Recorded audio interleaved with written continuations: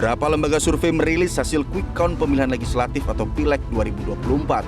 Hasilnya hampir di semua lembaga, PDIP masih unggul, meski capres-cawapres yang diusung yakni Ganjar Mahfud berada di urutan buncit berdasarkan hasil quick count sementara.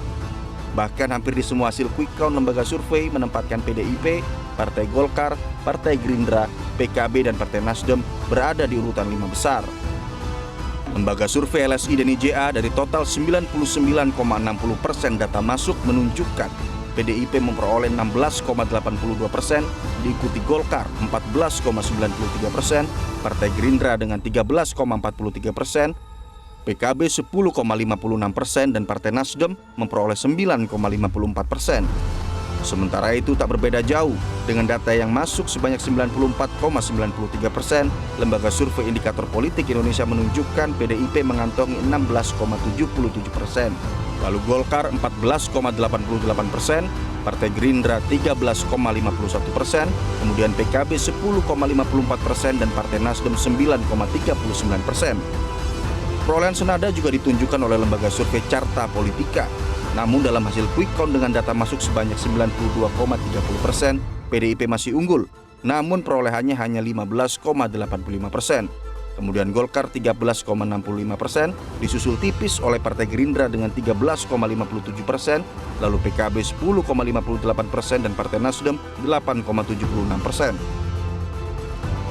Melihat hasil quick count sementara, jika partai pendukung paslon 01 dan 03 memutuskan berposisi sebagai oposisi, maka akan menciptakan oposisi yang kuat di parlemen nantinya. PDIP yang sementara ini unggul mengatakan bahwa tidak ada oposisi dalam sistem pemerintahan di Indonesia.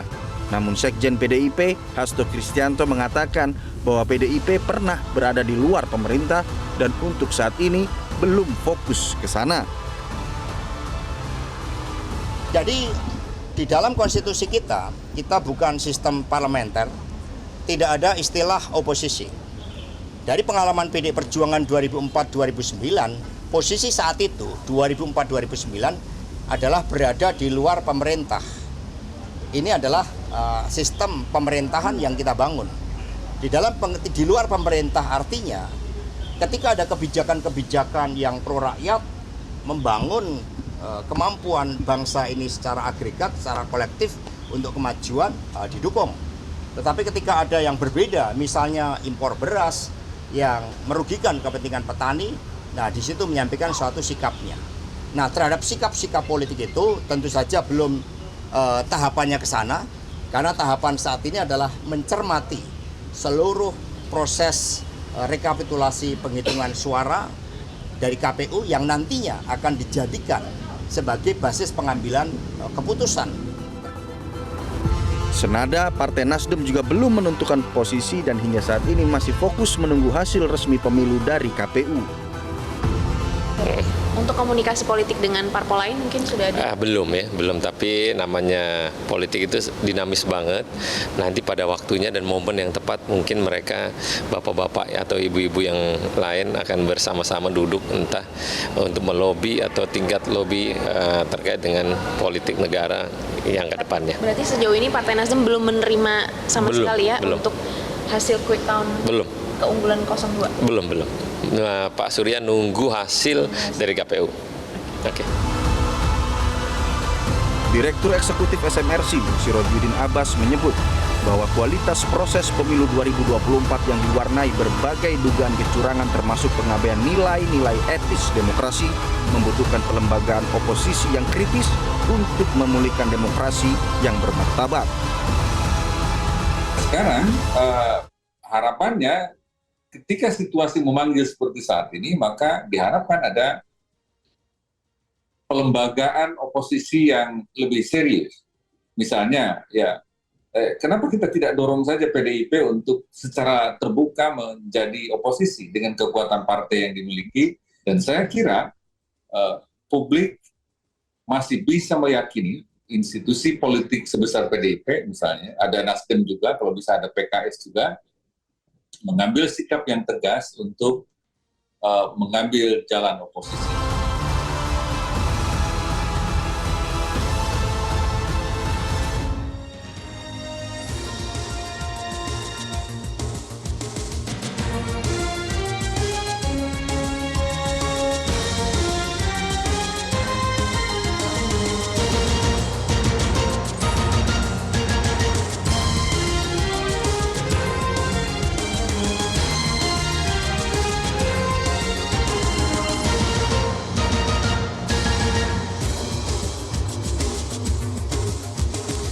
Pemirsa, pada segmen sebelumnya kita sudah membicarakan bagaimana terkait dengan Pilpres dan selanjutnya kita akan berdialog terkait dengan peta partai politik berdasarkan hasil quick count sementara yang akan berpengaruh pada peta di parlemen. Dan langsung saja saya minta tanggapannya Mas Fadli, bagaimana Mas?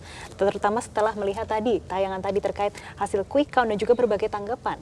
Ya, jadi gini, partai politik itu namanya partai politik ya, pasti dia akan melakukan manuver-manuver politik.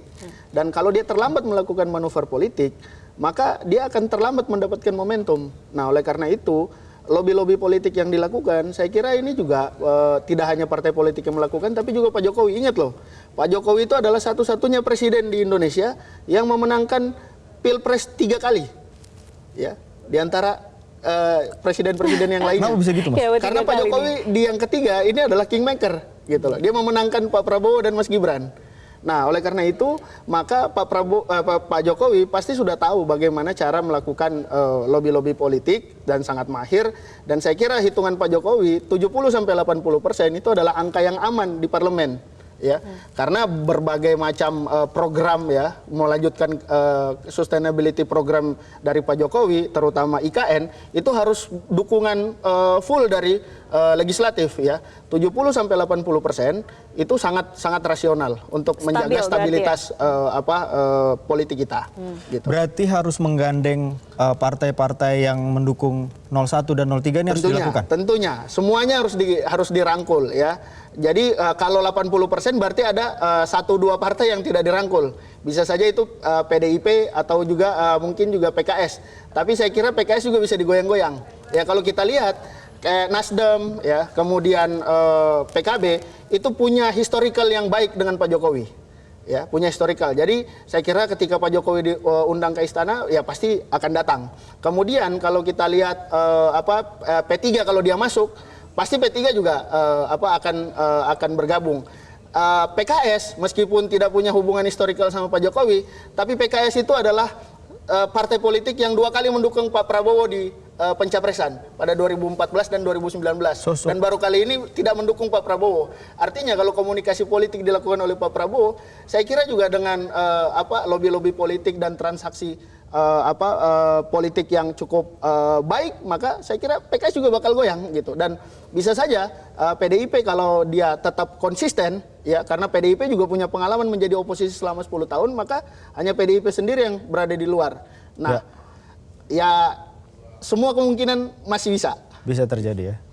Kalau melihat dengan hitung-hitungan Mas, koalisi yang dibentuk 01 dan 03 ini juga kan partai-partai yang cukup suaranya banyak di parlemen ketika melihat dengan komposisi sekarang. Bagaimana nantinya ketika analisis Anda melihat dengan nantinya mereka berkoalisi untuk di parlemen sendiri? Ya, saya kira bagus juga kalau kalau partai-partai 01, pendukung 01 dan 03 itu tidak masuk ke pemerintahan.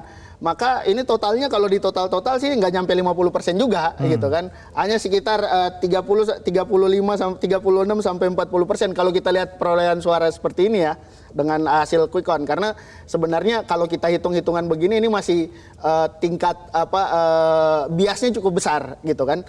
Nah, tapi kalau hitung-hitungan saya 36 sampai 40% itu sudah cukup lah untuk menggoyang pemerintah gitu kan dengan lobby-lobby politik. Jadi asal mereka solid sih nggak apa-apa. Tapi kalau kita lihat gerak-gerik ketua-ketua dan kultur, melihat kulturnya gimana Mas? Kultur? Ya, jadi masih ada kemungkinan ada yang berbalik arah begitu Mas? Kultur kita itu tidak istiqomah lah gitu kan ya. Jadi godaan-godaan politik itu ada saja gitu kan. Oleh karena itu saya kira juga partai-partai lain itu harus juga mulai berpikir dan harus hati-hati kalau memang mau tetap solid ya lingkungannya harus dijaga, jangan sampai masuk angin gitu kan. Itu ya, masuk angin dan kultur melihat dengan bagaimana dinamika yang terjadi ya Mas Fadli dengan itu Jessica.